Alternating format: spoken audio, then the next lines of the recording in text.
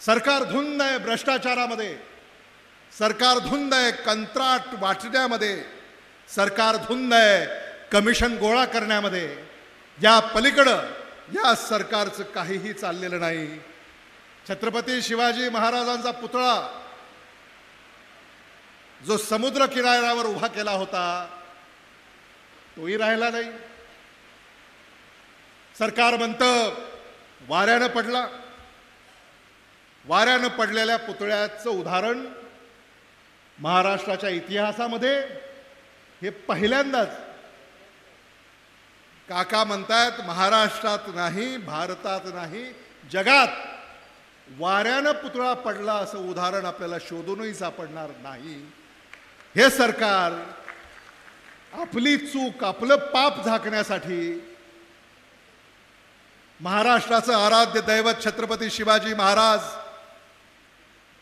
यांचा पुतळा उद्ध्वस्त होतो ज्या प्रकारे तो आपण पाहिलेला आहे, कारण यांची नियत साफ नाही। त्या पुतळ्याच्या कामामध्ये देखील कमिशन खोरी करण्याचं काम या सरकारनं केलं आहे आणि म्हणून या सरकारला येणाऱ्या विधानसभेच्या निवडणुकीमध्ये आपण जाब विचारल्याशिवाय स्वस्थ बसायचं नाही।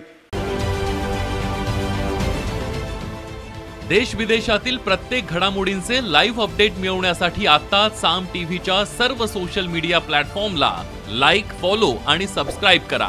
तसंच सर्व नोटिफिकेशनसाठी बेल आयकॉन प्रेस करायला विसरू नका।